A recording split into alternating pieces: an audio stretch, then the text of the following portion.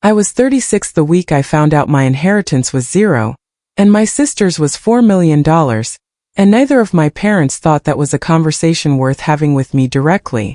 I found out from a probate filing. I read tax documents for a living. Numbers don't apologize to you. They just sit there, correct? Welcome back to Family Revenge Stories New, the channel where quiet people keep the receipts and family learns that boundaries have a price. If stories about dignity, documents, and consequences are your thing, drop a comment and subscribe because this one takes its time and it earns it. I'm an estate planning attorney. 14 years now. People think that means I write wills. What it actually means is that I spend my days reading the last honest sentence a person ever wrote about the people they loved, after the funeral, when the performance is over and only the paperwork is left. I have sat across from grieving spouses and watched 40 years of marriage reduced to 12 pages. I have watched siblings who hadn't spoken in a decade smile at each other over a casket, and then call me before the reception ended, asking when they'd get paid. So when I say I know how families lie to themselves, I don't mean it as an insult. I mean it as a professional observation. Everyone believes their own arithmetic. My family's arithmetic was simple, and it had been running since before I could add. My husband Adam used to say I was the calmest person he'd ever met, and he didn't mean it as a compliment exactly. He meant it as something he was trying to understand. We'd been married 11 years. He was an ER nurse, which meant our house ran on two kinds of calm, mine which came from documents and his which came from triage. We didn't fight loudly. We didn't need to. We'd built something quiet on purpose, because both of us had grown up in houses where volume was mistaken for love. My family was my parents, Carol and Richard, and my younger sister, Denise. Denise was the golden one, though nobody would have used that phrase out loud. It was structural, not spoken. Denise got the car repairs. Denise got the down payment help. Denise got flown home for every minor crisis. I got the phone call after, the one where my mother would say almost proudly, "You've always been the strong one. You don't need us the way she does."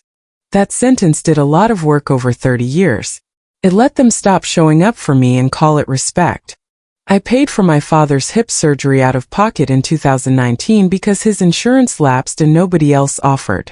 I flew home 11 times in 4 years for various emergencies that were never emergencies by the time I landed. I was the one who called the neurologist when my mother started repeating herself. I was the one who sat in the waiting room while Denise was at work, which is to say unreachable. I never sent an invoice. That was the arithmetic. I was the daughter who absorbed cost. Denise was the daughter who received it. Nobody had voted on this. It had simply always been true the way weather is true. My father died on a Tuesday in March 3 years ago now, of a heart that had been warning him for a decade. I flew home within 6 hours. I picked the funeral home. I chose the readings. Denise arrived the day of the service in black, composed, thanked at the door by people who assumed she'd done the planning. The betrayal didn't happen at the funeral. It happened 4 days later in a conference room, and it happened on paper, which is the only way betrayals happen that I ever fully believe. My mother had asked her own attorney, not me, a colleague of mine actually, a man named Preston Cale I'd known for a decade, to walk through my father's estate with both daughters present. I remember exactly what I was wearing because I have never worn that blazer again. Navy single button, the one I'd bought for depositions I wanted to win quietly. Preston read through the trust in the flat, careful voice attorneys use when they already know the room is about to change. The house. The investment accounts. The lake property in Michigan my father had bought the year I was born. All of it in a revocable trust, all of it. I heard the number before I understood the sentence around it. $4,100,000, to Denise Marie Halloway outright upon Richard's death. To me a sentence. To my daughter Catherine, I leave my father's pocket watch and my gratitude. I did not react. I want to be precise about that because precision is the only thing I trust. I did not gasp. I did not ask a question. I opened the notes app on my phone under the table, and I wrote down the exact language Preston had just read aloud word for word the way I trained myself to do in depositions for 14 years, because language is evidence and memory is not. Denise cried. Not from guilt. From relief, I think, though I'll never know for certain, and I try not to claim I can read what I can't. My mother reached over and held her hand and said, "Your father always said you'd need it more." Nobody looked at me. That's the part one kept. Not the number. The absence of a glance. I drove to a parking lot afterward. Not home, not anywhere, just a Kroger lot off Route 9. And I sat there for 11 minutes with the trust document photographed page by page on my phone. I didn't cry either. I read it twice more out loud to no one, the way you read a contract you're about to be asked to sign under duress. I was building a file before I knew there'd be a case. That's the habit. It doesn't turn off. The document I kept coming back to wasn't the trust. It was smaller. A single index card, tucked in the back of my father's desk, in his handwriting, dated 11 months before he died. It said, "Catherine, talk to Marcus Webb before anything else. Ask about the '09 note. Don't let your mother handle this alone. Dad." I didn't know who Marcus Webb was. I didn't know what a 2009 note was. I put the card in a folder, and I put the folder in my bag, and I went home to Adam and told him simply, "I got a watch." He didn't say anything for a while. Then he said, "That's not what you got. That's what they gave you." I've thought about the difference between those two sentences more than almost anything else anyone has ever said to me. Marcus Webb turned out to be a retired estate attorney in Grand Rapids, 71 years old, who had drafted my father's first trust, the one from 2009, before my parents moved states, before Preston Cale ever entered the picture, before the newer trust that left Denise everything. I found him through the index card in 11 minutes of searching Michigan bar records at 11 at night while Adam slept. I called him on a Thursday. I remember because I blocked my calendar and told my paralegal I had a dentist appointment, which was the first time in 14 years I had lied about my own schedule. Marcus remembered my father well. "Richard called me twice a year," he said. "Every year for the last 4. He wanted to know if the '09 trust was still valid. I asked him what the 2009 trust said. There was a pause I will never forget, the particular pause of a professional deciding whether he's allowed to answer. "The 2009 trust," Marcus said, "splits everything 50-50 between his 2 daughters. It also names you, not your sister, as successor trustee. And Catherine, that trust was never formally revoked. Your father called me 8 months before he died and asked me to confirm on the record that it was still legally intact because he said, and I'm reading you his exact words from my file notes, 'I don't trust what my wife is doing with the new one, and I want a floor under my daughter if it ever comes to that.'" I sat with that sentence for a long time before I said anything back. The second, smaller discovery came 4 days later, in a different envelope entirely, one my father had left with Marcus, sealed, to be opened only if I called and asked the right questions, which told me something about how well my father had actually understood his own marriage. Inside was a single page, handwritten, undated except for a year. It read in part, "Catherine, if you're reading this, it means you finally asked. I should have told you while I was alive. I was afraid of the fight it would start, and I let that fear cost you fairness. I am not leaving you nothing. I left you the truth and the tools to use it because I raised you to need those more than money. Use them. Dad." I read that letter 3 times before I let myself feel anything about it, and even then what I felt didn't have a name I was willing to use out loud. What I did instead was build a timeline. 2 trusts. One never properly revoked. A father who spent his last year quietly building a floor under a daughter he suspected would be erased, and who trusted her enough to leave the erasure findable, rather than fixed. That was its own kind of message. He hadn't rescued me. He'd equipped me. I did not act yet. I read the 2009 trust 3 more times. I read the newer trust twice more beside it, looking for the specific revocation language that should have existed and didn't. It wasn't there. Preston Cale, I would later learn, had drafted the newer trust off my mother's instruction and my father's signature, obtained during a period when his cardiologist's notes described him as cognitively intact but fatigued, advised minimizing stress-inducing decisions. Nobody had asked whether an estate meeting 4 days after intake for atrial fibrillation qualified as stress-inducing. I asked. I got his medical records with Marcus's help because Marcus, it turned out, had power of attorney documentation my father had quietly kept current specifically so someone honest could pull them later. 3 weeks after the funeral, Denise called me. Not to check on me. To talk about the lake house. Mom and I were thinking, she said, in the voice she used when she'd already decided something and wanted my agreement as a formality. We should sell it this summer before the market softens. I know it's not really yours anyway, but I wanted to loop you in out of respect. She used the word respect, the way some people use garnish. It's not the meal. It's what you put on the plate so the meal looks like it was considered. I asked her one question. Did Dad ever mention a 2009 trust to you?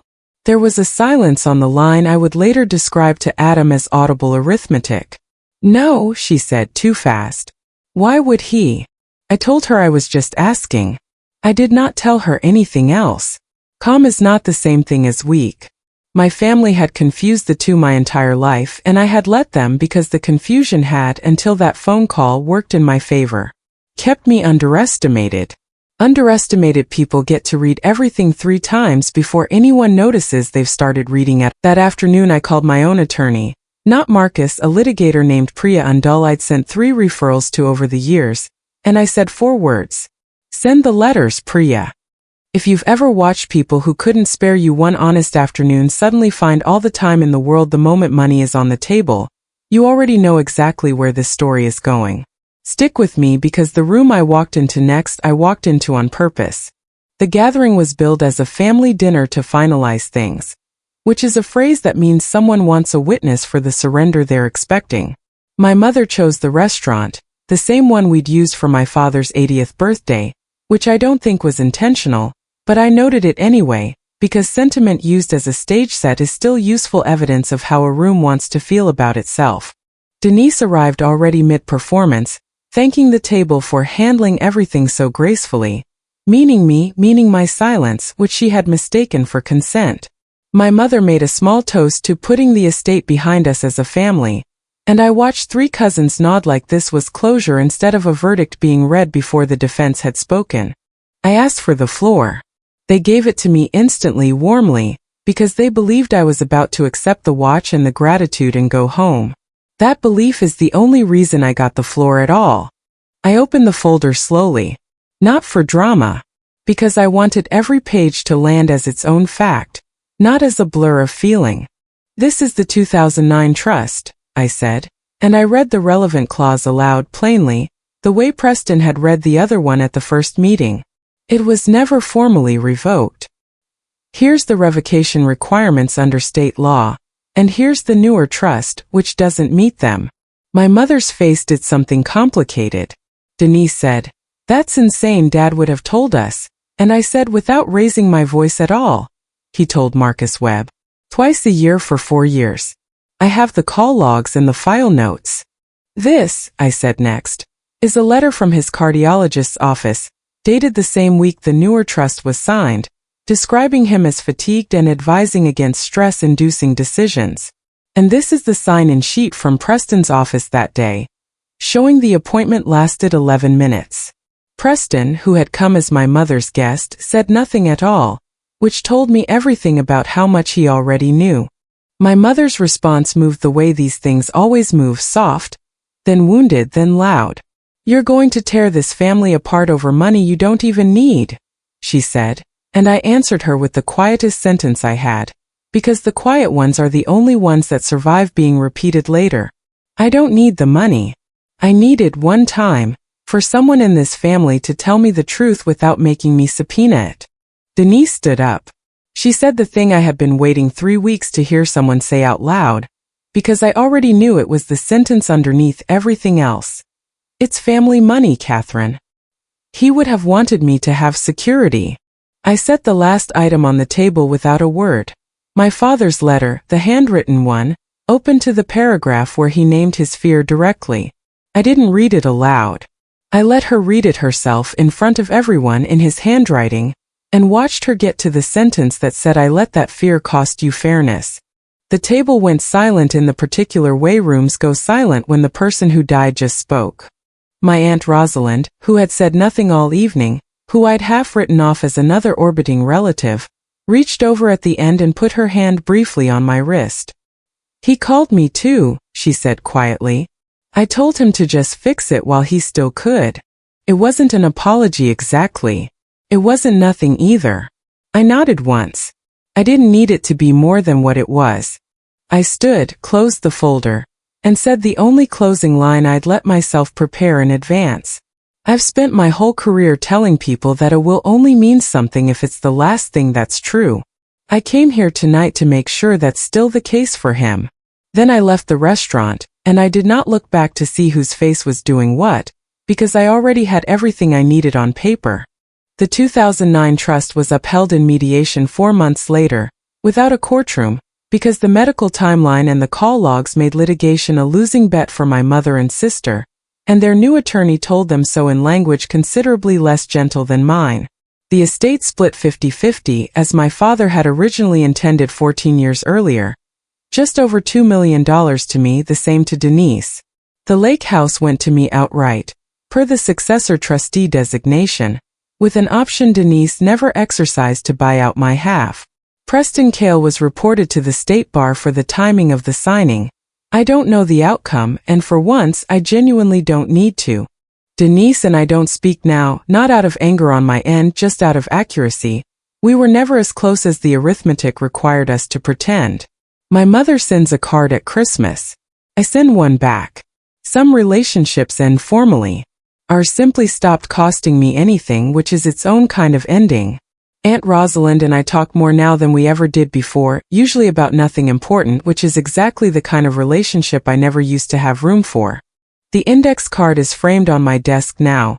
Not the trust, not the letter, the card in my father's handwriting, 7 words that started all of it. Talk to Marcus Webb before anything else. Doesn't mean revenge to me. Never did. It means a father who couldn't fix what he'd allowed while he was alive, so he built a door instead, and trusted me to find the handle. With my half of the lake house, I did the thing I'd promised myself in that Kroger parking lot, before I knew any of the rest was coming. I paid off Marcus Webb's retirement community fees for a year quietly through his daughter, because he'd kept a dying man's fear filed for 4 years without being asked to. I don't call that revenge either. I call it paying the only invoice I ever actually sent. I am not the strong one because I don't need people. I am the strong one because I learned, at my father's expense and then finally on his instruction, that being underestimated is not the same as being wrong. Boundaries don't require volume. They require a paper trail, and the patience to let the paper finish the argument for you. If this reminded you that quiet people keep the receipts, and that boundaries are allowed even with blood, take that as your sign tonight. Update what needs updating. Say the thing that needs saying while the people who need to hear it can still hear it. Drop a comment, hit subscribe, and I'll see you in the next one.